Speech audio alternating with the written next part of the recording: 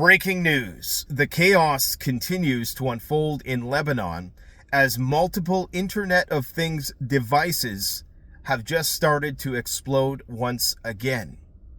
Inside Russia, we have the largest conventional, at least the jury is still out on that in terms of whether or not this was conventional, because if anything ever looked like a nuclear detonation and could be a subject of debate amongst the most seasoned of military analysts, this would be it. This is the biggest ammunition dump, and it was hit by a missile. There is video evidence to support that this was not hit by a drone.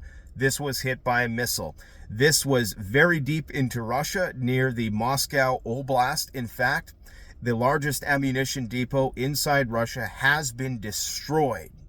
If you destroy all of Russia's conventional munitions, they only have one other remaining option. This is a massive escalation, and we will see a significant reprisal as a result.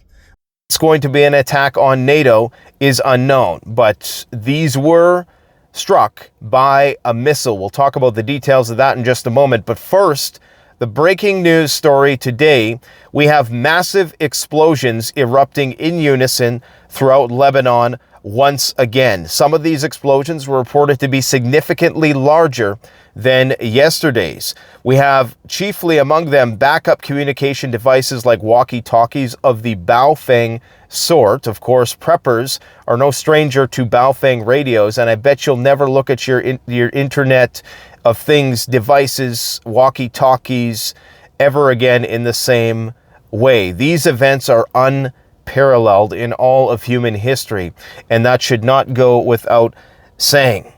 We have a variety of other backup communication devices targeted: houses, electronic vehicles, motorcycles, scooters, solar systems, and their battery banks, as well as iPhones. Reports that multiple devices have simultaneously exploded in Lebanon once again. The question is now whether or not these were a part of the same supply chain hack that had the claim, of course, is, and this is still just a claim by anonymous officials at this point, that Israel was somehow able to hack the supply chain of these pagers, embed a small amount of explosive powder in them, of which were triggered by the lithium thermal runaway catalyst. Now, the question is whether or not this attack today had some more predominant cyber components, in that the battery management systems of these Internet of Things devices that mostly run on lithium battery, were they all induced to have this thermal runaway effect and explode? That is the question right now. I bet you after today or the last couple days, anybody paying attention is going to be looking at their AirPods in a different way, is going to be looking at all of their smart tech. Think about all the smart tech you have that has a lithium battery on it. I mean, I'm in a lithium car right now. I have a lithium watch.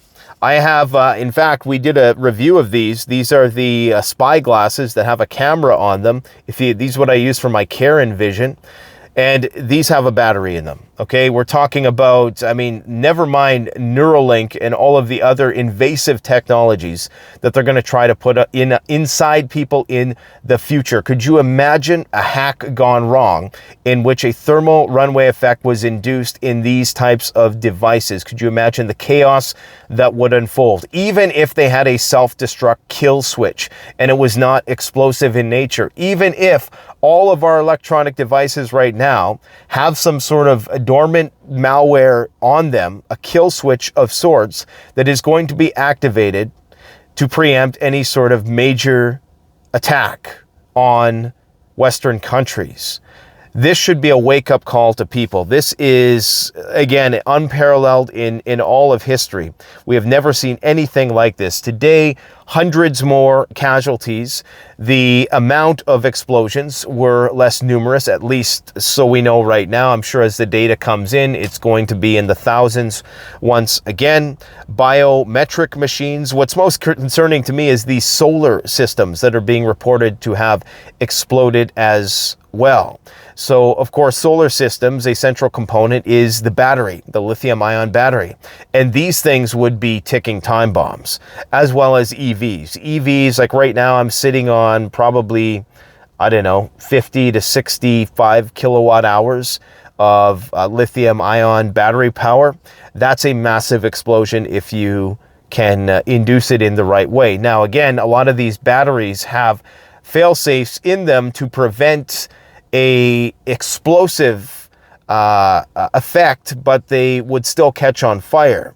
So they have venting in the batteries. I don't know all the science of it, but what can happen is that if you mess with the software and the battery management system, a gas can be created via the lithium, and then the lithium itself can act as a trigger to blow up the gas, which is how these things explode. That's just the short layman's explanation. So this is major because right now we have simultaneous attacks by Israeli F-35s on the southern part of Lebanon. So the war with Lebanon is a go. Let me just quickly check what oil is doing right now. Of course, oil has been a laggard lately in terms of tracking current events. And of course, oil is down. You know, as a massive war in the Middle East is unfolding, oil is down. Go figure.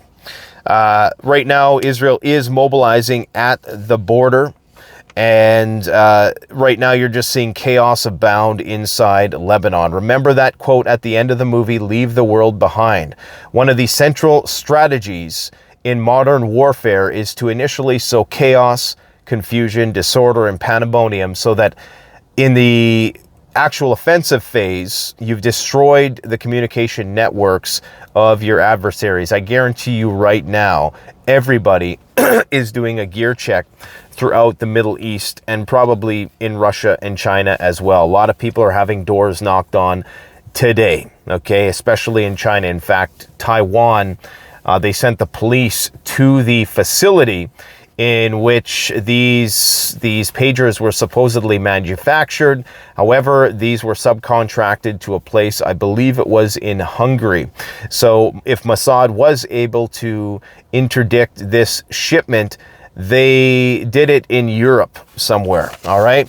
Now, that situation is still developing. There was a Russian special flight squadron doing circles around Belarus today, signifying that perhaps Lukashenko's warnings about a pending NATO provocation are real. This is the information on flight radar. This was a Russian special flight squadron plane, and the reason why I bring this up is because this is not something that you see nowadays. Belarus, a large part of their airspace, has still been in a no-fly zone, under no-fly zone. So for them to have this plane circulating in this region is again, it's not out of the ordinary because there is planes that fly north of Minsk, but it is something that you don't see every day. So it signifies that something is cooking, all right? And right now, after this massive explosion, this is just one part of this massive ammunition depot that was supposed to be nuclear proof.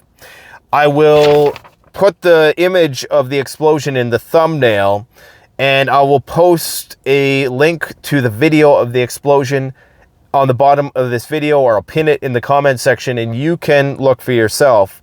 Most people are saying that this is conventional, okay, that it was a massive conventional explosion. I think this was probably the largest conventional explosion in history. People are comparing it to the Halifax explosion, which I believe was 2 kilotons approximately of explosive materials. I believe this was 30,000 tons. So that would be 30 kilotons of explosive materials. And this was supposed to be a nuclear hardened facility. Okay, this is supposed to be able to survive being hit by a nuclear weapon. And this thing was destroyed with a missile. There's video today that was released that shows a missile inbound. There are what appear to be either civilians, I'm assuming they were actually troops, recording this, and you could hear the missile. It was not one of these rinky-dink Ukrainian drones. This was a missile. Whether this missile came from presumably Ukraine or a NATO country nearby, like some people are speculating, Latvia, I highly doubt that, because of course that would be a massive escalation.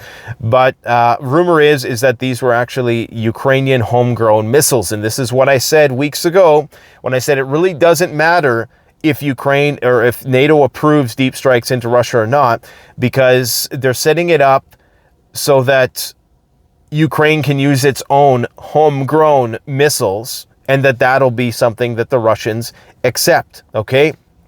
So this base in Russia is about 500 kilometers from the Ukrainian border. Is it 500 kilometers? Yeah, it's 500 kilometers, not miles.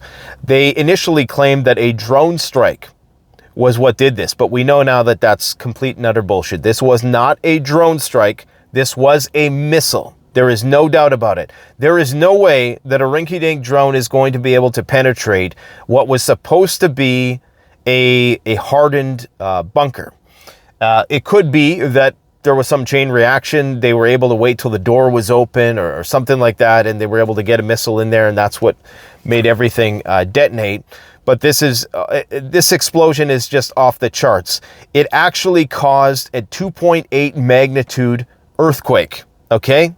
Now, they're saying that a domestically designed ATRIM-2 Grom tactical ballistic missile is what caused this explosion. That's one of the speculations at this point in time. This ammunition depot in the Tver region, a lot of this ammunition was to be used in the war with Ukraine. However, there is speculation that its positioning, where it was located, was actually intended to be used for a war with the Baltics. Among some of the weapons that were stored there were Grad missiles, 82 millimeter mortar mines, S-300 and S-400 missiles, South Korean KN-23 missiles, as well as Iskander, 30,000 tons of ammunition. All right.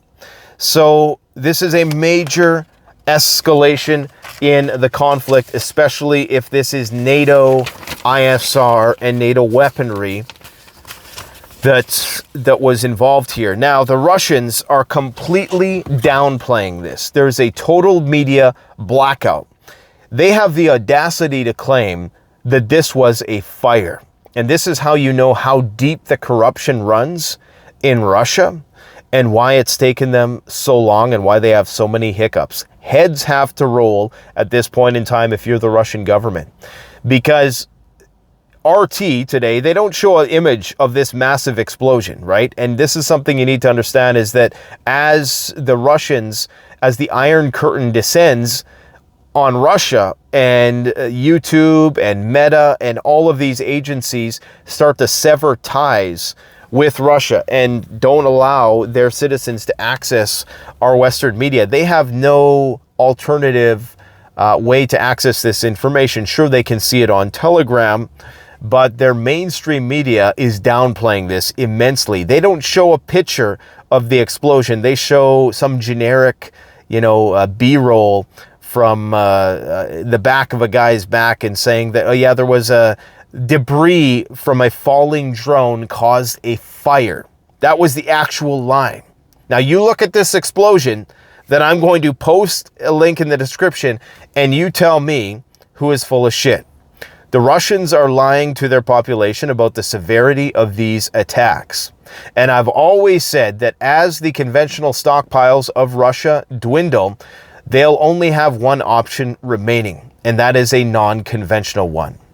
And this is going to prompt a massive escalation. The question is, how much ammunition were they actually able to target? Where was Russia's air defense? Why were they not able to stop this missile? Why wasn't this area heavily defended against? This supposed nuclear-proof bunker turned out to be a piece of shit that got destroyed. And the more corruption, the reason why we say this is because Russia has less and less options. The nuclear option becomes more of an option, okay? Again, I'm trying to view this situation objectively. For those of you who say I'm NAFO, go fuck yourself. For those of you who say that I am a Putin shill, go fuck yourself doubly. I'm trying to figure out what the hell is going on.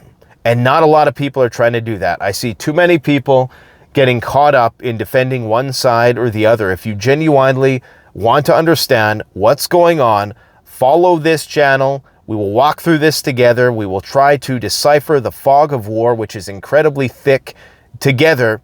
And we will do it as apolitically as possible, because that's the only way you're going to get any truth nowadays. If you want to support the channel, go to CanadianPreparedness.com. Gear up now.